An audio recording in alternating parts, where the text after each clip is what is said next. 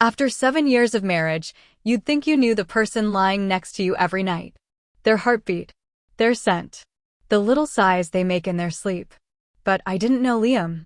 Not really. I only knew the version he showed me, the one that smiled in front of friends, the one who said, "I love you," while deleting texts behind my back. After 7 years of marriage, I learned one cruel truth. You can share a bed with someone and still sleep beside a stranger. That day at the hospital, when he saw me again, I could tell he wasn't ready for it. He froze like time itself had stopped. His lips parted, his eyes flickered to my rounded belly, and I could see the exact second his mind started racing. Guilt, regret, shock, all dancing behind those dark, restless eyes. He tried to speak, but no words came out. Mila looked between us, clearly uncomfortable, tugging on his sleeve like she wanted to disappear. And I just smiled. But it wasn't a smile of warmth. It was the kind of smile that says, "You have no idea what you lost." Damien stood beside me, his arm protectively around my waist, his hand on my swollen tummy. He didn't need to say a word. His presence alone was enough to make Liam look small. The room went cold. Then Damien broke the silence with a calm, deadly voice. I see you're the first to know of our good news."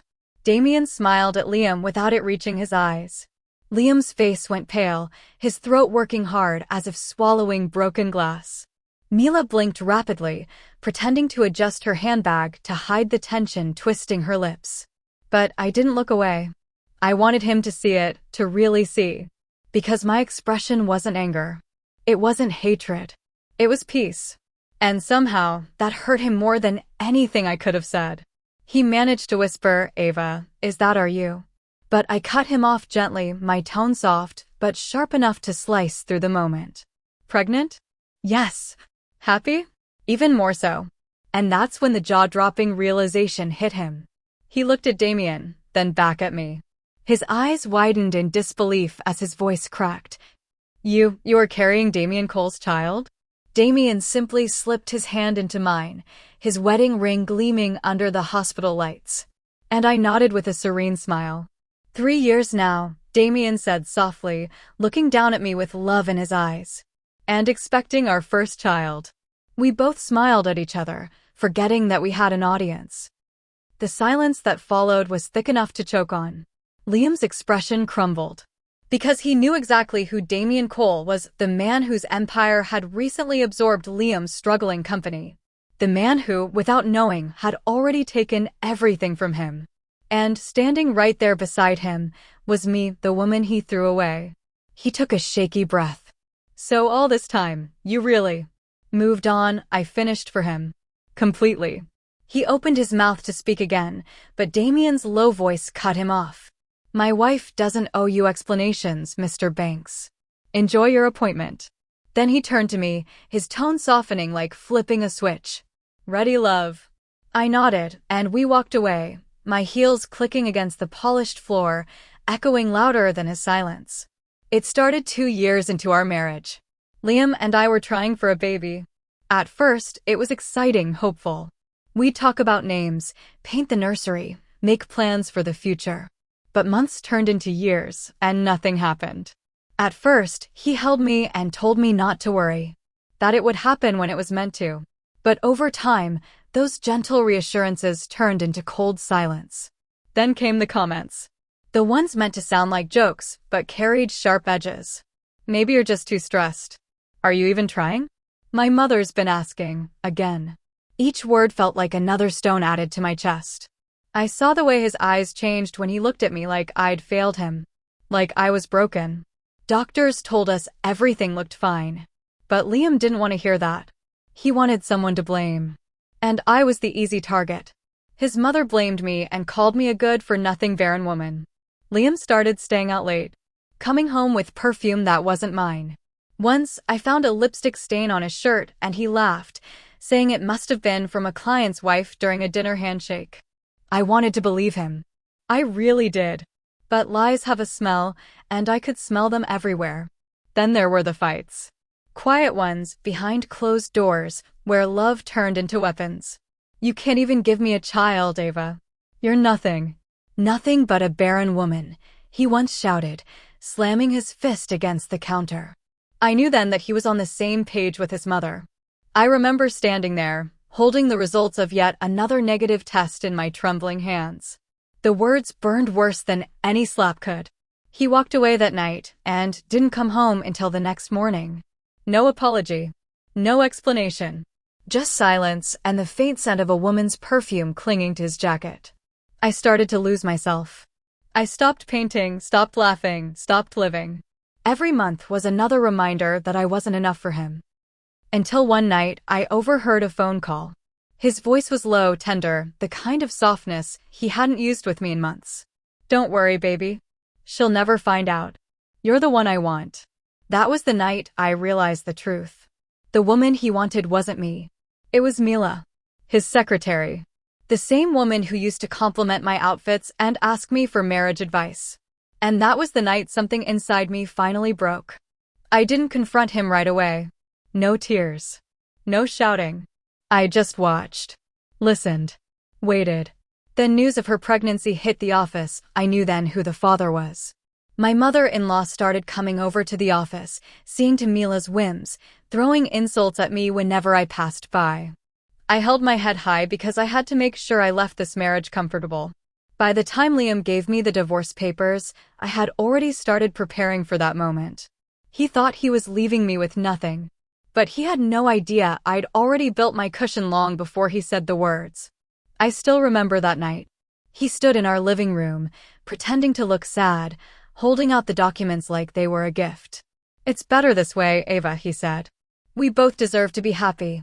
After 7 years of marriage, what he meant was, you're no longer useful to me, and I've found someone else who makes me feel powerful again. What I heard was, I'm done pretending to love you. I didn't cry. I didn't scream. I simply smiled, took the papers from his hand and said, You're right. We do. He blinked, confused, expecting a scene. But what he didn't know was that I'd already been saving money in a quiet account under my name. Every bonus, every side project, every bit of income from the marketing firm I'd been managing behind the scenes for his company, I kept a portion for myself. He thought he was the smart one. He thought he was in control. But I was always one step ahead. The next morning, I walked into his company, my company, really, since I'd built half their campaigns, and placed a white envelope on his desk. His brows furrowed. What's this? My resignation letter, I said softly. I figured since your secretary will soon be your wife, she should handle my position. He froze. Mila looked away, her cheeks turning crimson. And for the first time, I saw a flicker of fear in his eyes, not because he was losing me, but because he realized how much of his success had come from me. I walked out of that building without a single glance back. And for the first time in years, I felt free. I told myself every time, you don't need to be saved. You just need to start again. It was during that time that I met Damien Cole. Damien was nothing like Liam. Where Liam was loud and charming, Damien was quiet, intense in a way that made everyone else lower their voice around him. He had that kind of presence you feel before he even speaks. Sharp gray eyes, dark hair that stayed in place, perfect like its owner, and a calm confidence that could silence a room. He was the CEO of Cole Industries, one of the 2 biggest conglomerates in the country. We met at a charity auction. I was there managing an events marketing campaign. He was there because his mother forced him to attend. He bid on a painting I'd designed the advertisement for. When he learned I was behind it, he told me, You make ordinary things look extraordinary. I didn't realize it then, but that was the start of everything. Over the next few weeks, we ran into each other more often, business dinners, events, and one late evening in his office when I was consulting for one of his marketing projects. He was polite but distant. Until one night, he leaned back in his chair and said something that caught me completely off guard. Miss Hartley, he said slowly, I have a proposal. Not for business, for marriage. I thought he was joking. I even laughed. But he didn't smile. My mother has been on my case about settling down, he continued. I need someone grounded, respectable, discreet. Someone I can trust. He wanted a contract marriage. I remember staring at him, stunned. You're asking me to marry you just to get your mother off your back? In exchange, he said, completely calm, I'll make sure you never have to work another day unless you want to. You'll have your independence, and I'll have peace. For a moment, I almost said no. I had just left one man who tried to own me. I wasn't about to marry another for convenience. But then, an idea struck me. I'll consider it, I said slowly, on one condition. He raised a brow. Which is, I won't come back to work for anyone. I want to start my own business, a creative agency. I'll need an investor. If you invest in me, I'll marry you. For the first time since I met him, Damien smiled. Not his usual polite smile, but something softer. You want me to buy my own wife, he teased. No, I said, meeting his gaze. I want you to believe in me. He studied me for a long moment before nodding. Deal. A few hours later, we signed the contract. And 3 days after that, we signed our marriage license, quietly, privately, without fanfare. The day I moved into Damien's estate, I remember sitting in the car, my fingers tightening around each other, wondering how my life had turned so completely upside down. 2 months ago, I was a divorcee rebuilding her life. Now, I was stepping into a mansion with marble floors, chandeliers, and a man who'd promised to protect my independence, even if our marriage was a contract. Damien's car rolled to a gentle stop in front of the sprawling mansion, his family's ancestral home. The doors swung open before we even reached the steps. Out came his mother, Mrs. Elsie Cole, elegant, poised, and radiant in a cream-colored dress. Her eyes lit up the moment she saw us. Finally, she exclaimed, rushing forward with a warmth that surprised me. My son has brought home his wife. Before I could react, she wrapped her arms around me, pulling me into a tight embrace that smelled faintly of lavender and roses. I froze at first. I wasn't used to affection that didn't come with conditions. But something about her warmth melted the tension from my shoulders. Welcome home, dear, she said softly. I've waited so long to meet the woman who could get him to settle down. Damien rolled his eyes, a hint of a smile tugging at his lips. Mother. She waved him off. Don't interrupt. Let me enjoy this moment. I smiled at her. Thank you, Mrs. Cole. She waved what I said away. Nonsense, sweetheart. We're family. Call me Elsie. Later that evening, as we sat in the grand dining hall for our first dinner together, I felt a lump in my throat. Mrs. Cole was radiant, talking about family traditions and her late husband's love for the garden. And for a moment, it all felt too perfect. Maybe that's why I decided to tell her the truth. I waited until Damien stepped out to take a business call, then turned to her quietly. There's something I should tell you, I said, my voice barely above a whisper. She looked at me gently. What is it, dear? I swallowed hard. I can't have children. The words felt heavy, final, like I was handing her a reason to be disappointed in me before she even found one. But she didn't look shocked. She didn't pity me. Instead, she clucked her tongue softly and said, Oh, my dear girl. That doesn't make you any less of a woman. Her hand found mine across the table, firm, reassuring. Motherhood is a blessing, yes, but it's not the only measure of love or purpose. You are enough as you are. For a moment, I couldn't speak. Because no one, not even Liam, the man who once vowed to love me, had ever said those words to me. And in that instant, I felt something shift inside me. For the first time in years, I felt seen. Now, I do believe we have to go shopping tomorrow. You know, spend your husband's money. He has enough as it is. She grinned deviously at me, and I couldn't help but smile back. Days turned into weeks, and slowly, I grew closer to Mrs. Cole. She had this way of making everyone feel like family, from the gardeners to the maids. She'd invite me for tea in the mornings, where we'd sit on the balcony overlooking the estate's rose gardens. You know, she once said, sipping her tea, Damien pretends he's all logic and no heart. But he's a soft one underneath.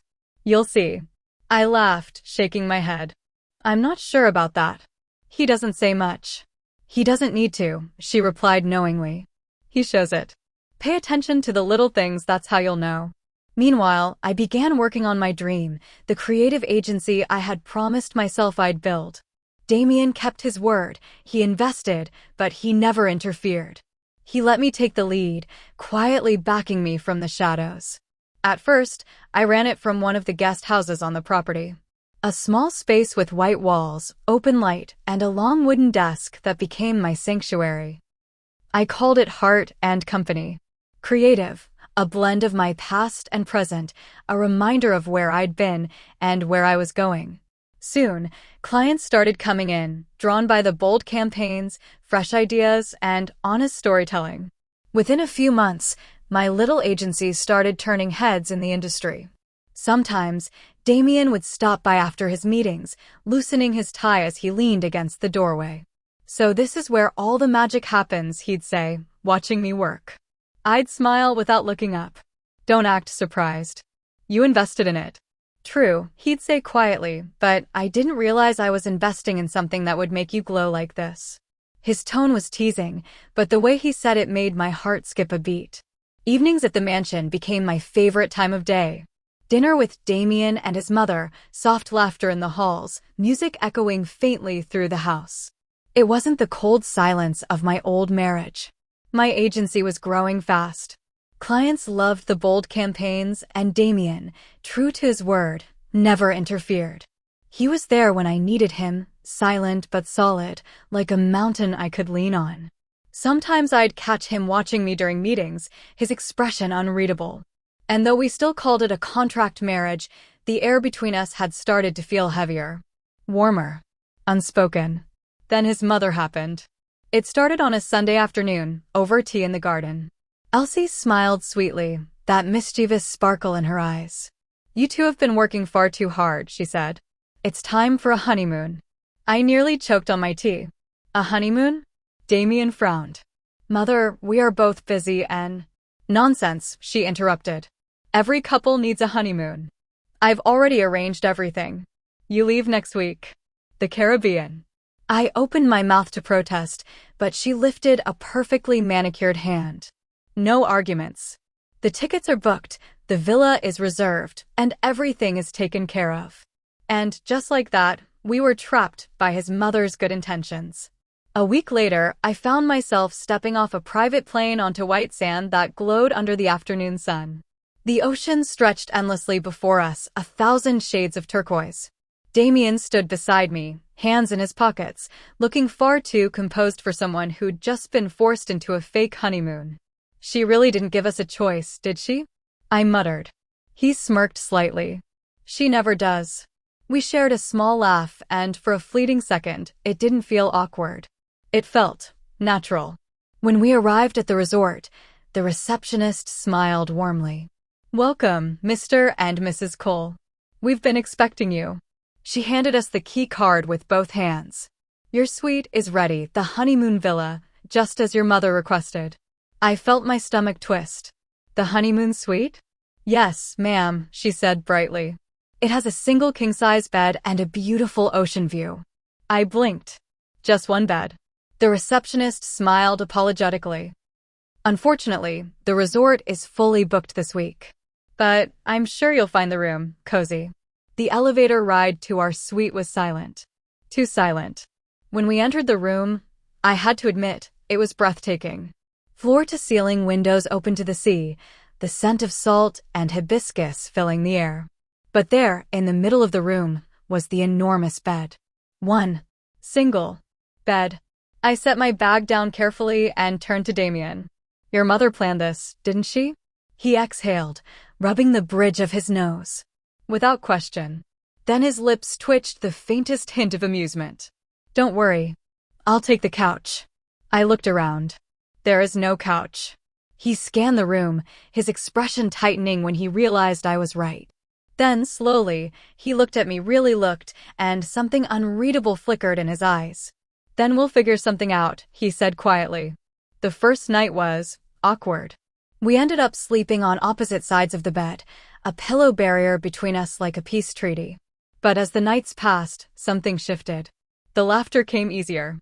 The silences felt softer. He'd make coffee in the mornings while I worked on my laptop on the balcony. At dinner, he'd listen, really listen, when I talked about new projects and ideas. Sometimes, when I caught his gaze, there was warmth there. Something deeper than politeness. On the fourth night, it rained. The power went out briefly, leaving the room bathed in candlelight. We sat on the balcony, watching the storm over the ocean. He poured us both wine, and for a while, neither of us spoke. Then he said quietly, "You've built something incredible, Ava. Your company, you. I've seen people fall apart after divorce, but you." He stopped himself, his jaw tightening. I looked at him, the flicker of candlelight dancing across his face. "You make it sound like you're surprised." "I'm not surprised," he said. "Just impressed." The silence stretched again, filled with everything we weren't saying. And then, almost without thinking, I whispered, "Damien, do you ever wonder if this?" He turned to me slowly, his eyes meeting mine. "If it stopped being a contract?" The air between us grew heavy. Thunder rumbled somewhere in the distance. For a heartbeat, neither of us moved. Then the sound of rain softened against the glass, and I felt his hand brush lightly against mine, not by accident this time. When he reached out, gently tucking a strand of hair behind my ear, and whispered my name like it was something fragile, I realized that the line between business and something real had already blurred. And maybe I didn't want it to be clear again. Damien's hand lingered near my face, his thumb brushing against my skin as though memorizing it. Then, slowly, he cupped my cheek. His touch was warm, careful. And when our eyes met, something deep and quiet passed between us, an unspoken question. He leaned in halfway and stopped, his breath mingling with mine, waiting for me. My chest rose and fell. Every logical part of me screamed to pull back, to remember the contract, the boundaries, the reason we were here. But my heart, oh my foolish heart, moved first. I took a shaky breath, then closed the space between us, pressing my lips to his. At first, it was soft, almost hesitant, like we were both afraid the moment would shatter if we breathed too hard. But then he deepened the kiss, slow and deliberate, his hand sliding to the back of my neck, drawing me closer. And the world, the storm, the candlelight, the rules we built around ourselves, blurred into nothing. He pulled me into him, and for the first time in a very long time, I felt wanted. Not for convenience. Not for obligation. Just wanted. The night unfolded in soft whispers and hurried breaths, in laughter that broke between kisses, in the sound of rain against glass, and the hum of something new blooming between us. It wasn't about passion alone, it was release. And when the rain finally stopped, I found myself lying beside him, his arm draped over me as if it had always belonged there. For once, there were no words. No contracts. No pretending. Just the sound of his heartbeat against my ear and the quiet, terrifying truth settling in my chest. Something had changed. And there was no going back. If the flight home had felt long before, it now felt impossibly short. Every brush of his hand, every stolen glance, it all felt new, even though he'd always been right beside me. We didn't talk about what happened that night in the Caribbean. We didn't have to. The silence between us wasn't awkward anymore, it was full. Heavy. Warm. Like every word we could have said had already been replaced by quiet understanding. When the car pulled up to the estate, Elsie was already waiting at the door, dressed elegantly as ever. "My darlings," she called out, her smile bright enough to rival the sun. "You're back." Before I could even step inside, she wrapped me in her arms. "You look radiant, Ava," she said with a knowing gleam in her eyes. "Did the honeymoon treat you well?" I froze. Damien cleared his throat softly beside me. "Mother," he began, but she only waved him off. "No need to explain. I can see it." She gave us both a look that made my cheeks burn. "It's written all over your faces." That night, Damien didn't retreat to his office or to one of the guest rooms like he usually did. He came straight to our bedroom. The first time he reached for my hand as we walked down the hall, I looked up at him in surprise. He just smiled, that small, quiet smile that made my heart flutter. From that day on, everything between us changed. He started joining me for breakfast, something he'd never done before. He was mostly gone before I headed down. When I got home from the office, he'd be waiting, sleeves rolled up, cooking something simple. And every time we passed each other in the hall, it was like gravity pulled us closer. A soft kiss on the cheek, a hand brushing my waist, his lips finding mine when words weren't enough. Once, I caught him just watching me while I was on a work call.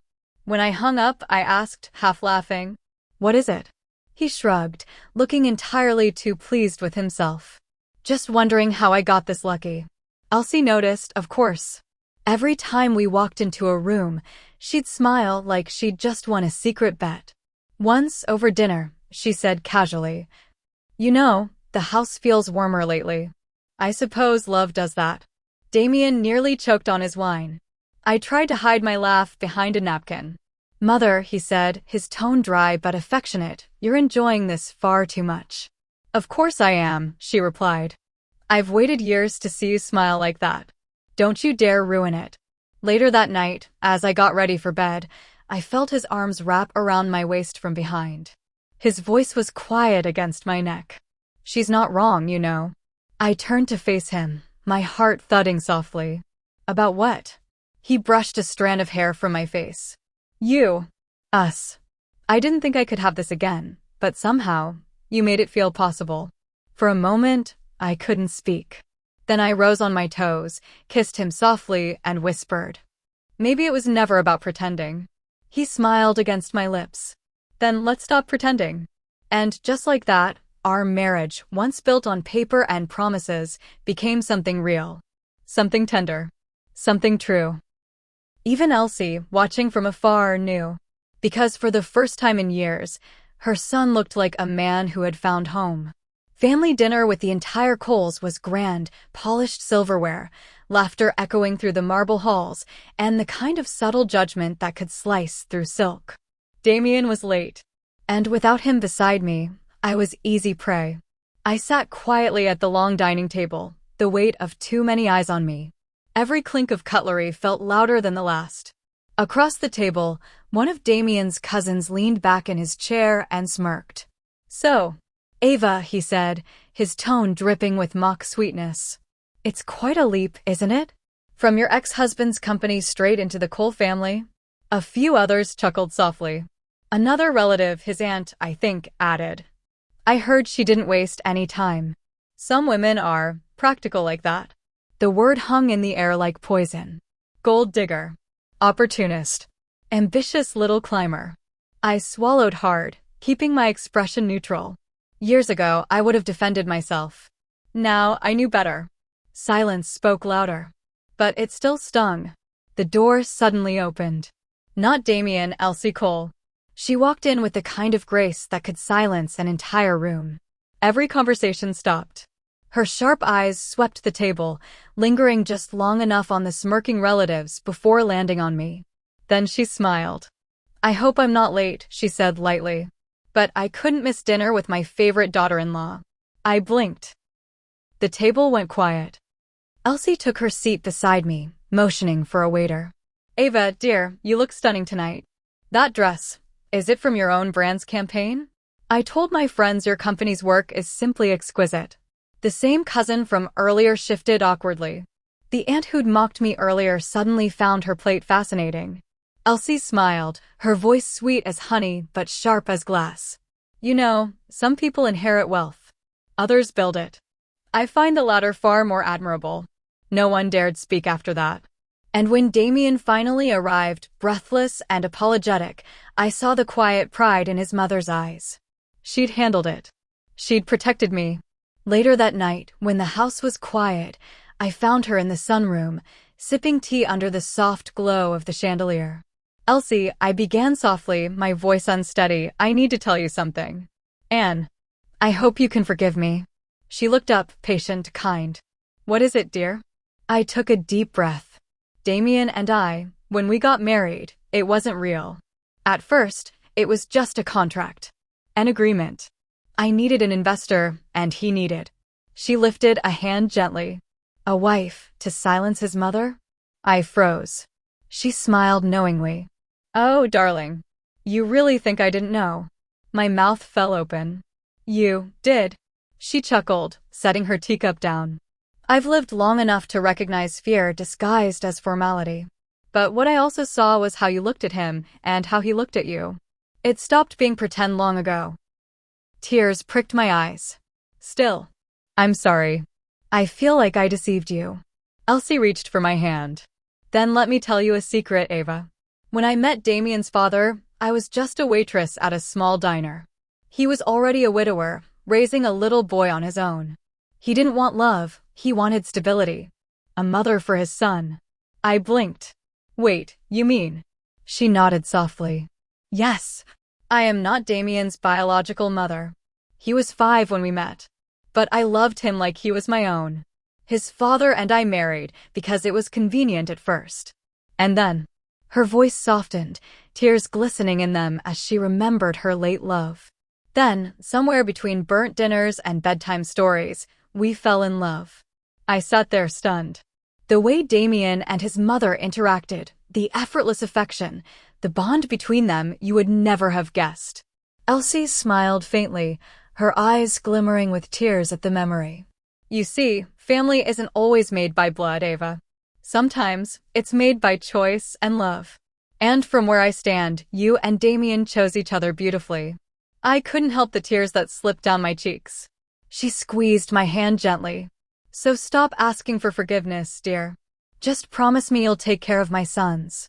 And of yours. I nodded, voice trembling. I will.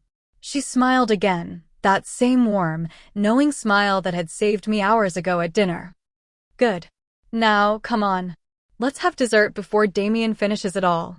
And just like that, she rose, graceful, strong, radiant, the kind of woman I could only hope to be someday. That night, as I lay beside Damien, I told him everything his mother had shared. He was silent for a long time before whispering, "She's always been the best part of my life." I smiled into the darkness. And now she's ours.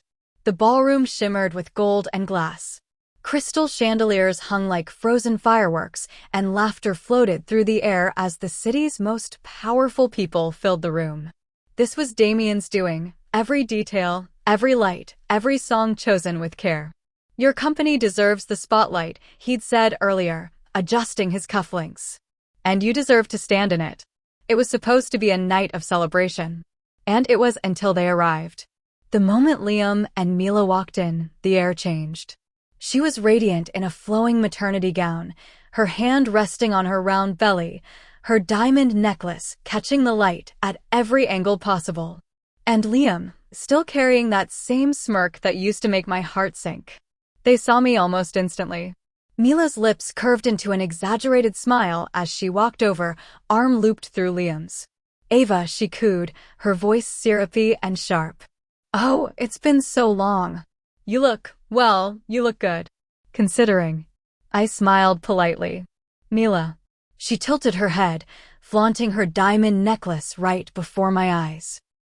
"Liam insisted I wear this one tonight," she said, laughing a little too loudly. "He says it shows how committed he is." I nodded. "How lovely for you." Liam's gaze swept over me, his smirk tightening. "Didn't expect to see you here, Ava. These kinds of events aren't really your crowd, are they?" I stayed silent. "You know," he continued, stepping closer, "you've done well to land on your feet. I suppose some people always find a way to cling to power." Mila giggled, stroking her very swollen belly. "We're expecting a boy," she said proudly. "Liam's so excited. Some of us are just meant for family life, I guess." Her meaning was sharp enough to draw blood. But I didn't flinch. I simply smiled, took a sip of my champagne, and turned my attention to the stage where Damien was now walking up to the podium. The lights dimmed. Music faded. And then, there he was, tall, calm, magnetic, my husband. "Good evening, everyone," Damien's voice carried through the speakers, deep and confident. "Thank you for being here to celebrate innovation, courage, and vision." He paused, eyes scanning the room, and then they landed on me. A slow smile spread across his face. "Tonight isn't just about business," he continued. "It's about honoring the person who built something extraordinary from scratch in just a few months and made it shine brighter than anyone expected." Whispers spread through the crowd. Liam frowned, clearly intrigued. Damien's gaze softened. "Ladies and gentlemen, it's my honor to introduce the CEO of Heart and Company. Creative, my wife, Ava Hartley Cole." The room erupted. Applause thundered, cameras flashed, and all heads turned toward me. For a heartbeat, I didn't move, just looked across the room at Liam and Mila. Their faces were a perfect mix of confusion and disbelief. Mila's smile froze midair. Liam's jaw tightened, his smug expression collapsing into shock. I rose gracefully, smoothed my gown, and turned to them. Even a barren ground can produce, when cared for properly, I said softly, smiling. Then I walked past them, head high, heart steady, and climbed the steps toward the podium. When I reached Damien, he took my hand in his and whispered, "You were incredible before tonight. Now they just finally see it." He kissed the back of my hand before turning me toward the crowd. The applause grew louder. And as I looked out over the sea of faces, some proud, some stunned, some ashamed, I realized something. I didn't need revenge. I'd already won. The gala was winding down. Laughter echoed faintly as guests drifted toward the exits, glasses clinking, music soft and slow in the background. I'd just stepped out onto the terrace for a breath of fresh air. The night air was cool, the city lights below glowing like scattered stars. Then I heard his voice. "Ava." It wasn't a greeting. It was a warning, the kind of tone that used to make me shrink back years ago. I turned slowly. Liam stood there, his tie loose, his eyes clouded with something ugly, anger, envy, regret. "Congratulations," he said bitterly, taking a step closer. "You really did it, didn't you? You actually managed to trap a billionaire." I exhaled softly. "I don't know what you're talking about." He laughed, humorless and sharp. "Don't play innocent. You think I don't see it? The act, the poised smile, the successful wife image. But I know who you really are, Ava." I didn't move. "You knew who I was.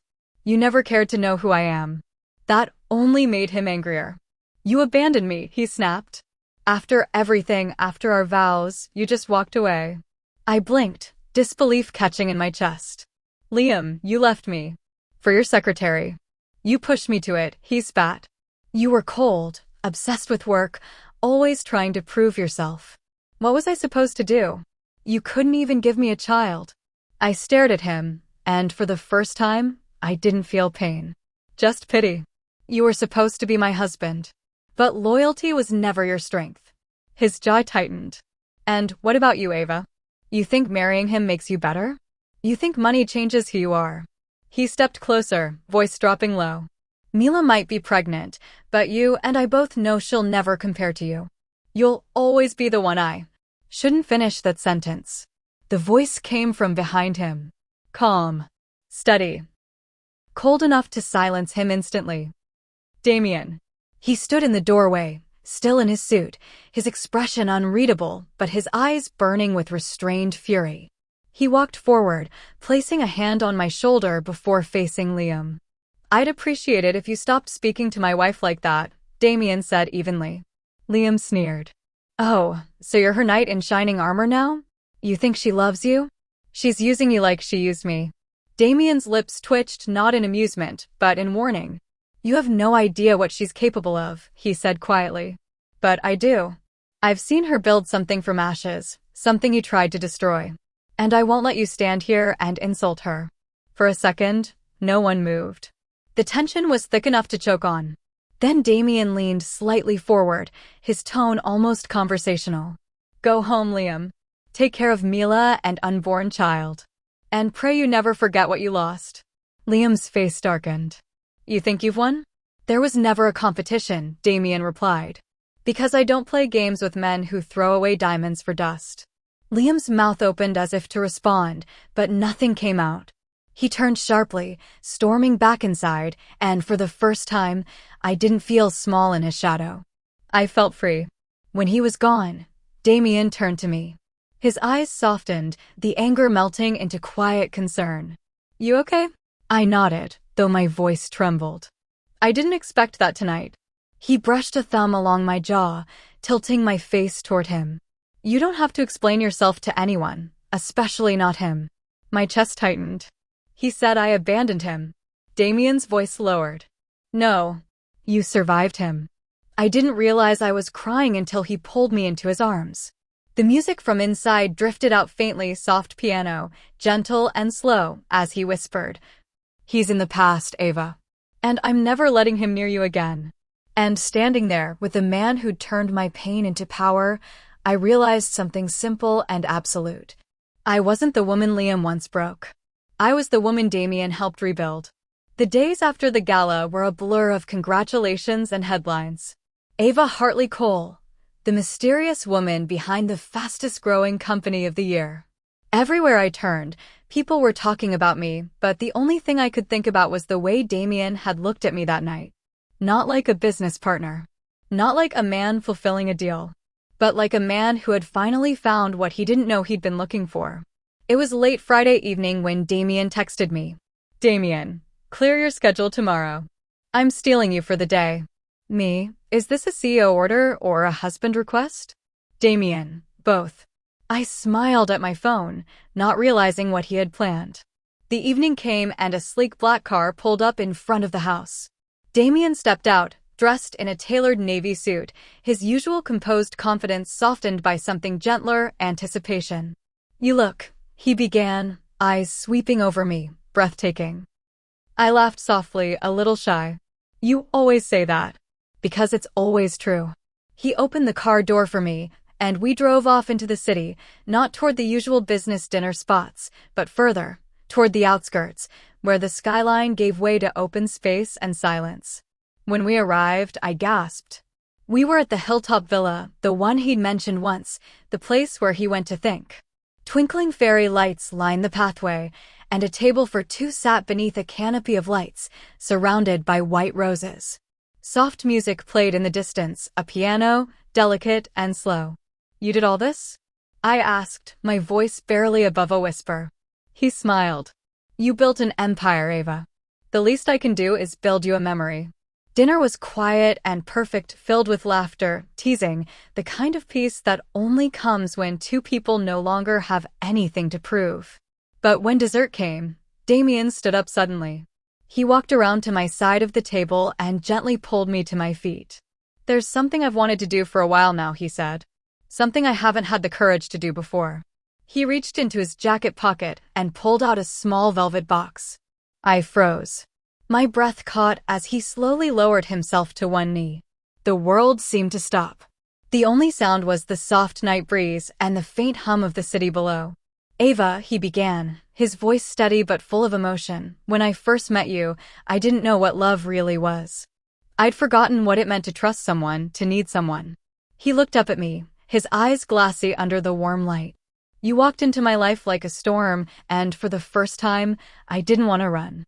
You challenged me, healed me, and showed me that love doesn't have to hurt to be real. He opened the box. Inside was a ring unlike any I'd ever seen. A teardrop diamond surrounded by a halo of tiny sapphires, elegant, timeless, and unmistakably me. This time, he said softly, no contracts. No conditions. No pretenses. Just us, messy, real, and imperfect. Will you marry me, Ava? For real this time. Tears spilled down my cheeks before I could stop them. I covered my mouth, shaking my head slightly, not in refusal, but disbelief. You're really doing this? I whispered. He smiled up at me. I've never been more certain of anything in my life. I dropped to my knees with him, my hands trembling as I took the box. Yes, I breathed, laughing through my tears. Yes, Damien. 1,000 times yes. He slipped the ring onto my finger, and, before I could even admire it, he pulled me into his arms. The kiss that followed was nothing like our first, not born of curiosity or tension, but love. Pure. Deep. Real. Later, as we danced slowly under the fairy lights, I rested my head on his chest. You know, I murmured, I never thought love could feel like this. He brushed his fingers through my hair. That's because this time, it's not about saving each other. It's about choosing each other. And as the night wrapped around us, no contracts, no lies, no secrets, I finally understood. Sometimes love doesn't start perfectly. But when it's real, it finds its way to you. It's strange how peace can become a habit. How laughter at breakfast and stolen kisses before bed can turn into the rhythm of your life. 3 years ago, I would have called that impossible. Now, it's my normal. Mila gave birth a few days after the gala. A boy, of course. When I heard the news, it came to me through whispers, a mutual acquaintance, a passing mention. I expected the familiar sting, that dull ache that used to claw at my chest whenever I thought about her, about them. But this time, nothing. I just smiled, turned off my phone, and went back to planning my wedding to Damien. 2 years later, my company had grown beyond what I ever dreamed. Every day felt like a small victory, not just for the girl who once cried herself to sleep, but for the woman who decided to rebuild from the ashes. Damien has been everything I never thought I'd have: patient, proud, protective in the quietest ways. Sometimes, I would catch him looking at me like he still couldn't believe I was real. And every time he did, I fell for him all over again. Then came that morning. I'd been feeling off, lightheaded, tired. My appetite had changed, and coffee suddenly made me nauseous. I brushed it off as stress, maybe exhaustion from work, but when the nausea didn't stop, I went to the doctor. Just to be sure. When the doctor walked in with the results, she was smiling. That kind of soft, knowing smile that made my heart race. "Mrs. Cole," she said gently, "congratulations. You're pregnant." The world stopped. For a moment, I just stared at her, my mind completely blank. Then the words sank in: pregnant. I covered my mouth, tears spilling before I could stop them. Years of hurt, shame, cruel words, barren woman, all came crashing down and dissolved into sobs. "Are you sure?" I asked, voice trembling. "Absolutely sure," she said, nodding. "You're about 8 weeks along." 8 weeks. 8 weeks of carrying a miracle I didn't even know I had. That evening, I waited for Damien to get home. I'd cooked dinner, something I rarely did because he always said he preferred my business sense over my kitchen skills. When he walked in, tie loose, smile tired but warm, I almost lost it right there. "You cooked?" he teased, loosening his jacket. "Should I be worried?" I laughed, wiping at my tears before he could see. "Maybe. Sit down, I need to tell you something." He frowned slightly, concern flickering across his face. "Ava? What's wrong?" My hands trembled as I slid the test result across the table. He picked it up, scanned it, and froze. Then slowly, his eyes lifted to mine. "Ava, this are you." I nodded, tears streaming freely now. "We're having a baby, Damien." For a moment, he just stood there, completely still, as if afraid that moving would break the illusion. Then he crossed the room in 2 strides and pulled me into his arms. "You're serious?" he whispered into my hair. "I am." His shoulders shook, and when he pulled back, I realized he was crying. Not the quiet kind, real, unrestrained tears that soaked my cheeks as he kissed me over and over again. The next morning, we told Elsie. She had moved out of the Cole estate, stating that she wanted to give us some space. She was watering her roses when we arrived, and when Damien blurted out the news, she gasped, dropping her gloves. "A baby?" she cried, eyes wide. "My grandchild." I nodded, tears threatening again. She didn't hesitate. She rushed to me and hugged me so tight I could hardly breathe. "Oh, Ava," she said between sobs, "I told you, being a woman isn't about what you can or cannot give. But now, look at you. You're giving this family another miracle." Her words broke me all over again, but this time, not from pain. From gratitude. That night, Damien held me as we lay in bed, his hand resting protectively on my stomach. "You know," he said softly, "our story started with a contract." "I remember," I murmured, smiling. "But this is the truest thing I've ever known." And as I drifted to sleep in his arms, I thought, maybe fate had never been cruel. Maybe it just took its time to get it right. Hospitals have a strange smell, a mix of antiseptic and something colder, quieter. I never liked it. But today, as Damien held my hand and led me to my routine checkup, that scent didn't bother me as much. Because this time, I wasn't here to hear bad news. This time, I carried life. Our baby.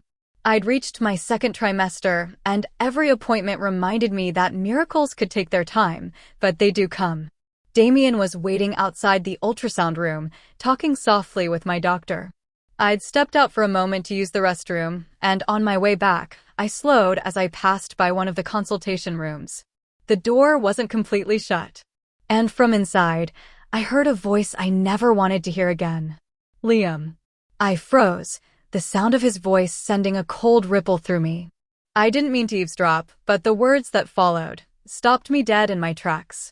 That's not possible. His voice broke, louder now, trembling with disbelief. The doctor's tone was calm, professional. We ran the test 3 times, Mr. Banks. Your son's genotype is as, while both you and your wife are AA, biologically, it's not possible for you to have a child with sickle trait. A soft sob followed Mila's. I could picture her, clutching at her handbag, mascara streaking her face. But the doctor wasn't finished. And as for your results, Mr. Banks, I'm sorry, but the sperm analysis shows azoospermia. In simple terms, your testicles produce no viable sperm cells. Silence. A silence so heavy I could almost feel it pressing through the wall. I know this must be hard to hear, the doctor continued gently. But the facts are clear. The child cannot be yours. Liam's voice finally broke through, sharp, desperate. You lied to me, he spat, rounding on Mila. His voice echoed down the sterile hall. All this time, you made me believe he was my son. Mila broke down instantly, grabbing at his sleeve, tears spilling freely. Liam, please, I didn't know. I thought he was yours, I swear. You were with Ava at that time, I was alone, and one thing led to another. And you slept with someone else, he hissed, his eyes bulging out in anger. You let me raise another man's child. I didn't mean to, she wept, falling to her knees right there on the polished floor. I thought he was yours. I thought I could fix everything if I just, please don't leave me, Liam. But Liam stepped back. And in that single step, everything between them shattered. His anger dissolved into emptiness, that hollow, haunted kind of silence that only comes when a man finally sees the cost of his choices. He turned his face away, jaw clenched, eyes glassy. Mila's sobs echoed off the walls, but he didn't reach for her. I stood there, my heart pounding, not from shock, but from something deeper. It wasn't joy. It wasn't revenge. It was release. For years, I carried the weight of his words, barren woman, broken, unworthy. For years, I let his cruelty carve scars I thought would never fade. But now, standing in that corridor, I realized the truth had always been patient. It waited. And when it finally came, it didn't scream. It whispered. I turned to leave before they could see me. But fate, as always, has its own sense of humor. I bumped into them. Liam froze like time itself had stopped. His lips parted, his eyes flickered to my rounded belly, and I could see the exact second his mind started racing. Guilt. Regret. Shock. Anger. All dancing behind those dark, restless eyes. He tried to speak, but no words came out. Mila looked between us, eyes bleeding with tears, clearly uncomfortable, tugging desperately on his sleeve, but he yanked his hand away from her. She sobbed and looked like she wanted to disappear. Damien stood beside me, his arm protectively around my waist, his hand on my swollen tummy. He didn't need to say a word, his presence alone was enough to make Liam look small. The hallway went cold. Then Damien broke the silence with a calm, deadly voice. I see you're the first to know of our good news. Damien smiled at Liam without it reaching his eyes. Liam's face went pale, his throat working hard as if swallowing broken glass. Mila blinked rapidly, pretending to adjust her handbag to hide the tension twisting her lips. But I didn't look away. I wanted him to see it, to really see. Because my expression wasn't anger. It wasn't hatred. It was peace. And somehow, that hurt him more than anything I could have said. He managed to whisper, Ava, is that are you? But I cut him off gently, my tone soft, but sharp enough to slice through the moment. Pregnant? Yes. Happy? Even more so. I let my gaze linger on him. Steady. Unblinking. And that's when the jaw-dropping realization hit him. You are carrying Damien Cole's child? Damien simply slipped his hand into mine, his wedding ring gleaming under the hospital lights. And I nodded with a serene smile. Together for 3 years now, Damien said softly, looking down at me with love in his eyes. And expecting our first child. We both smiled at each other, forgetting that we had an audience. Liam took a shaky breath. You really? Moved on, I finished for him. Completely. He opened his mouth to speak again, but Damien's low voice cut him off. My wife doesn't owe you explanations, Mr. Banks. Goodbye. Then he turned to me, his tone softening like flipping a switch. Ready, love? I nodded, and we walked away, my heels clicking against the polished floor. Outside, the sun broke through the clouds. Damien brushed a strand of hair from my face, his eyes soft. You okay? He asked. I smiled, resting a hand on my belly. More than okay. Because right there, with my husband beside me, our baby safe within me, and my past finally behind me, I realized something. Healing isn't about proving anyone wrong. It's about proving to yourself that you survived. And I had.